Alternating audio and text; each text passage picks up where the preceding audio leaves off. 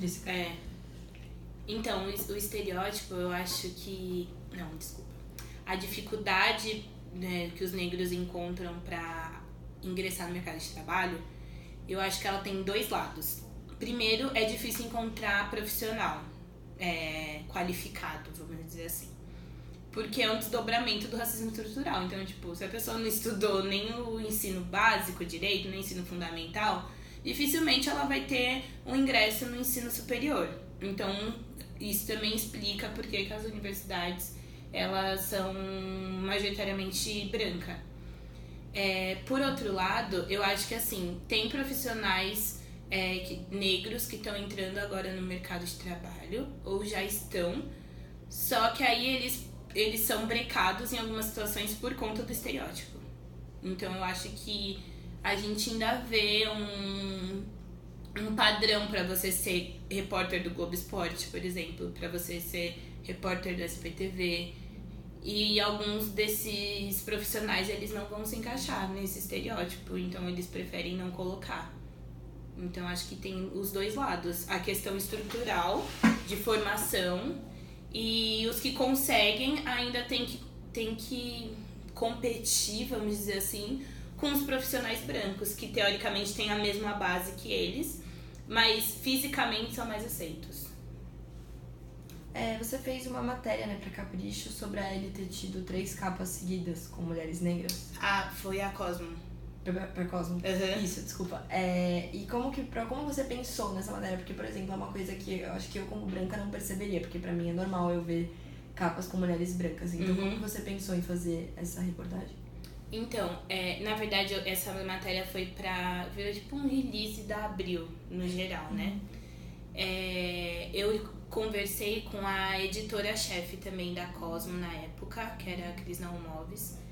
E era sobre um outro assunto que a gente estava falando, e aí ela comentou comigo assim, então, a gente fez uma revista com a Isa, eu acho que foi a Isa a primeira. E aí eu falei pra ela que eu achei muito legal, né? Ela falou assim, isso pra mim é o que importa, tipo, que você, uma mulher negra, goste dessa revista, né? Ela falou, ela explicou, a gente vai emplacar 3 capas seguidas, o que é muito difícil, porque normalmente, sei lá, então uma revista mensal ela vai ter 12 capas e com no máximo 2 ou 3 negras. Nem 3, né? Agora você colocar seguida é muito diferente. E nesse ano, que foi no ano passado, né? Foi a primeira vez que eles conseguiram ter uma venda boa com uma capa trazendo uma mulher negra. Porque já foi meio que comprovado que mulheres negras em capas de revista é sinônimo de baixa venda. Então, pra revista também foi meio que eu não posso explicar. Um marco? Um marco, e assim, eles meio que bateram no peito, sabe? Tipo... Assumiram que vão fazer isso. Exato, assumiram o risco. E ela até comentou, tipo, a gente já não tá vendendo revista mesmo, sabe? Então, vamos fazer uma revista do jeito que a gente quer, com o que a gente acredita. E é isso. E aí ela deu essa sugestão e eu escrevi a matéria. E aí o que entra também nesse texto que eu fiz, que acho que foi a primeira vez que pegou pra mim.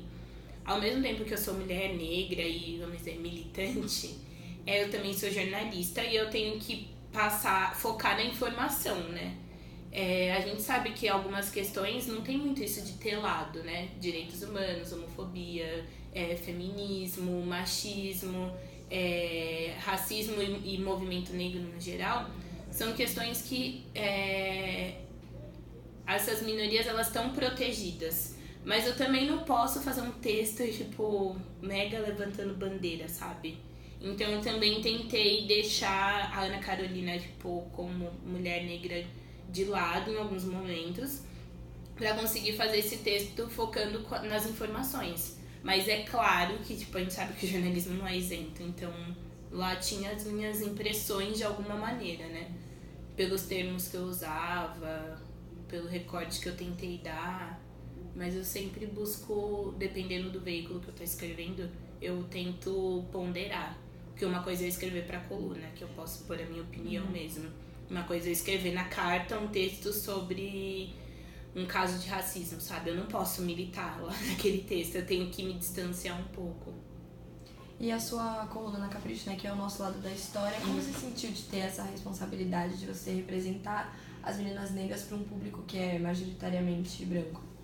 Ah, é difícil. É bem difícil. O primeiro texto que eu fiz era falando da minha vida, bem focado aqui na Casper até, falando da universidade. E acho que foi até o texto que teve mais visualizações, assim. E era o que eu mais falava de mim. E normalmente eu não gosto de ficar falando da minha vida, porque eu escolhi esse nome ao nosso para tentar contemplar todas as meninas, sabendo que eu nunca vou conseguir contemplar. Porque quando eu conversei com o Thiago, que o diretor da Capricho, eu falei pra ele que eu tinha um pouco de medo, porque eu reconheço que eu sou uma exceção. E não é porque eu sou boa, nada disso, é porque eu tive privilégios na minha vida que me trouxeram até aqui. Porque eu não represento, a maioria das meninas negras do Brasil. E na Capricho eu tava primeiro com muito medo de me colocar nesse lugar, eu não queria me vitimizar por coisas que teoricamente eu não sofri também, então eu não posso falar como uma pessoa que morou na favela, por exemplo, porque eu não tive essa realidade. E ao mesmo tempo eu sofri algumas coisas que podem parecer... como eu posso explicar? Banais? Banais, não digo banais, mas comparado com a vivência de uma menina que não consegue estudar, sabe? São problemas bem maiores do que o meu. Mas eu acho que era, por um lado, isso que eles queriam. De colocar esse outro ponto também, que é como que você é olhado num shopping, sabe? E aí eu vi que tem um mercado pra isso, né? Então eu tava muito preocupada com essa questão social e econômica, mas eu vi que muitas meninas se identificam. Então elas mandam e-mails... uns e-mails super fortes, e aí eu até ficava assim, meu Deus, acho que eu não tenho capacidade de lidar com isso. Eu descobri que tem que ter um emocional muito forte, assim. Eu sou uma pessoa tranquila até, mas eu vi que eu tinha que estar ainda mais forte, porque ou eu ia ficar louca com o que eu recebia, louca assim, no sentido de chorar, sabe? Eu tinha que ajudar, mas eu também não posso mergulhar de um jeito que eu não vou conseguir viver depois, sabe? Porque são umas coisas muito, muito, muito fortes, assim, de meninas que sofrem bullying. E o público da Capricho é de 13 a 17, 13 a 15, se eu não me engano. Então elas são bem intensas, sabe? Já teve menina que eu ficava assim, gente, eu acho que ela vai se matar. E eu sou um pouco desesperada, eu ficava assim, mas olha, conversa com alguém, sabe? Pede uma ajuda, procura uma psicóloga. Porque não adianta também ficar falando só por mensagem, por e-mail. E eu não sei, eu achava que não era suficiente, sabe? Mas é muito louco o alcance, assim, do site. E poder escrever coisas que tantas meninas sentem e eu nem sabia. E você acha que com essa coluna você consegue conscientizar algumas pessoas? Por exemplo, algumas pessoas brancas de alguma coisa que pode ser racismo, que pode ser algum tipo de preconceito. E aí a gente não enxerga. Então, eu tento. Eu acho que, assim, ajuda, assim. É que é engraçado, a gente não dá pra ter uma noção, porque não é todo mundo que comenta, né? O meu parâmetro é meio que curtidas. É assim que eu vejo como que o texto fluiu, e comentários. E eu acho que, assim, tem gente que quando comenta, principalmente brancos, quando é um caso de alguma polêmica. Por exemplo, teve o caso do Cocielo lá. Nossa, esse daí as pessoas acho que iriam me bater. E é muito fã, né? Isso, porque aí tem muito fã, e aí fala que você tá se vitimizando. Tipo, por mais que eu tenha tido o maior cuidado pra colocar aquilo, eu tento não atacar. Não atacar assim, eu coloco de um jeito pra pessoa entender que ela tem um privilégio, né? Mas tem gente que não, sei lá, não quer ouvir, eu acho. Então ela já vai meio que na defensiva. Então pode ser que tenham, eu acredito que tenham brancos que estão lendo a coluna e refletem, mas eles não comentam. Então, não sei. Não sei, tipo assim, eu não tenho esse retorno. Você tem um parâmetro de quantas pessoas? Isso, Mas é que assim, o ódio é mais fácil de ser verbalizado, né? Comentário negativo sempre... É. E como você enxerga os negros no jornalismo hoje? Você acha que ainda precisa mudar muita coisa, que precisa melhorar muita coisa? Mas não do seu lado, do lado de lá, né? Tipo, Como assim? como os negros são representados na mídia, é isso? Os profissionais negros no jornalismo? Não, os proporcionais... Depois vai ter essa pergunta. Os profissionais negros no jornalismo mesmo. Ah, tá. Eu acho que a gente tá vivendo uma onda agora que é legal ser cool, ser diverso, sabe? Ter representatividade. Não só nesse lado, eu acredito que tem gente realmente focada nisso. Que quer mudar, quer transformar, tá reconhecendo que o veículo, que o jornal, que aquele produto tinha pouca representatividade. Então, acho que a soma desses dois fatores, tipo, é legal, né, pra minha imagem. E eu reconheço que é necessário tá ajudando os profissionais negros no jornalismo. Então, eles estão tendo um espaço que, sei lá, até há 10 anos atrás era bem mais difícil. Então, acho que isso tá mudando bastante. Eu vejo como um cenário próspero, dar uma esperança, assim, pros profissionais negros. E como você acha que os negros são representados no jornalismo? Em reportagens, sei, assim, entendi. Entendeu? Isso tá difícil ainda, eu acho. Tá. Assim, também tá mudando, mas eu acho que tá caminhando mais devagar. Eu vejo ainda muito num estereótipo. Tipo, quando uma menina... Não sei se você vê aquela reportagem da menina ruiva que tava traficando droga na Itália. Sim. Quando aparece uma adolescente. Tem esses que são escrachados, que tipo, nítido. E tem umas coisas que são... que são delicadas e de vez em quando não são nem propositais. Mas eu acho que cabe a nós, tipo, ter essa preocupação, sabe? E mesmo eu como negra, de vez em quando passa. Ou então, por exemplo, com LGBT, a gente, sei lá, você tem que procurar uma fonte. Não tem que ser algo obrigatório, sabe? Mas eu acho que é de bom tom você, sei lá, tentar falar com um trans ainda é mais difícil, né? Mas com uma pessoa LGBT. E não pra falar só de questões LGBTs, mas assim, procura um profissional LGBT. Procura um arquiteto negro. É difícil, mas sabe, tente ir atrás pra você levar essa diversidade no trabalho. E nem precisa ser já quando a gente estiver formado, mas é aqui mesmo. Porque eu acho que isso já vai meio que desconstruindo e não fica isso de tipo, negro é só quando tem que ter uma fonte empregada doméstica, sabe? Tem muita gente fazendo trabalhos super legais e de vez em quando não tem voz, sabe? Não tem visibilidade porque a gente opta por fontes que são homens brancos e de classe média alta, sabe? Ou então, quando você quer ter uma matéria mais voltada pra periferia, essas coisas, aí você procura um negro. Aí eu acho que isso é bem complicado ainda no jornalismo. Eu conheci você pela palestra, né? Como eu te falei, a Ascensão dos Negros Incomoda. E lá vocês falaram uma coisa que eu nunca tinha parado pra pensar, que é a questão de que muitas vezes a gente chama o negro, como que foi o caso lá, pra falar, tipo, sobre o negro na publicidade, o negro no jornalismo, como a gente tá fazendo aqui com você. E você enxerga isso como um problema? Eu acho que é um problema, mas não é um problema urgente.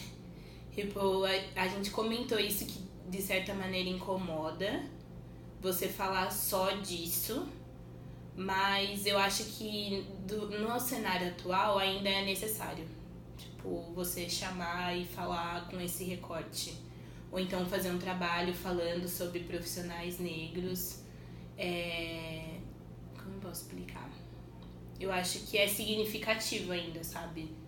Você ocupar esse espaço, vocês darem voz, por exemplo, para um trabalho desse tipo, escolherem um tema assim, eu acho que é importante ainda. Talvez, tipo, mais pra frente, quando tiver tudo mil maravilhas já, quando não tiver tanta diferença, Aí a gente pode cobrar mais isso, de tipo, queremos falar de outras... Eu acho que ainda pode, mas acho que esse pedido pode ser com mais urgência. E agora ainda é uma coisa que ainda tá tranquilo, sabe? E qual você acredita que seja a maior importância de ter mais negros trabalhando em veículos jornalísticos? Então, eu acho que além da questão, assim, da vivência, não é que você tem que ter um profissional negro, que eu falei, só pra falar sobre questões raciais, sabe? E nem um LGBT só pra falar de questões LGBTs. Mas eu acho que a diversidade em si, ela ajuda a ter um trabalho mais rico em todos os pontos. Então, sei lá, se você tem que fazer uma matéria de tal coisa, se você tem alguém na sua equipe que tipo, já morou no interior, alguém que já morou na praia, alguém que já trabalhou no circo, sabe? Pra tirar do exemplo só racial. Você pode ter um negócio muito mais rico, ter um trabalho muito mais rico, porque você teve vários pontos de vista. Mas quando você só tem uma pessoa, vai ser sempre aquilo. Então eu acho que essa é a maior importância, assim, de ter mais profissionais negros e de lugares diferentes e de vivências diferentes. Porque também depois a gente entra numa questão que quem são essas pessoas que estão ocupando esses espaços também, sabe? Igual no dia da palestra que o meu ex-chefe comentou, né? Tá, eu sou negra, mas eu ainda sou uma negra que estudou na Casper, sabe? Então, tipo, eu só entrei... eu sou negra, mas tá, ela ainda é da Casper, então vem. E tem uma galera que... a maioria não vai estar aqui, sabe? Eles vão estar, sei lá, na Unip, na FMU, vão estar em outros lugares. Então, a gente é meio que indo passo a passo, sabe? Tá mudando, mas você também tem que ir olhando pra outras coisas, pra você também não ficar só com um padrão, né? Eu tenho um negro na minha equipe, mas é um negro que é diferenciado, sabe? É um negro que fala 4 línguas, sendo que tem branco lá que fala inglês mais ou menos, sabe? Então você tem que elevar o nível pra poder aceitar ele e ainda tá meio como que cota. E os outros você acaba excluindo por N fatores. E você acredita que sendo mulher e sendo negra é mais difícil pra você no jornalismo? É mais difícil. É que eu não sei. Eu tenho consciência que é mais difícil, mas eu também sou muito... Eu sou ariana. Então eu sou muito assim, é difícil as coisas me abaterem, sabe? Ou eu ficar acuada. Até que eu fico, mas não por ser negro ou por ser mulher. Eu acho que é mais pelo meu jeito. Mas eu acho que se não é uma pessoa assim, a chance de, tipo, te deixarem de lado, não levarem muito em conta o que você tem a falar, é bem maior. Porque, tipo, eles já gostam de silenciar a mulher. Negro, então, não sabe nem o que você tá falando. Aí junta as duas coisas, só falta ser gay. Que aí acaba de vez pra a chance de se apresentar, de pôr sua opinião, né? Mas eu acho que é complicado, sim. Você tem alguma pergunta mais? Que aqui acabou. Não. Quer falar mais alguma coisa? Acho que sim. Um beijo pra Roberta. A gente falou de você pra ela hoje. Ela falou...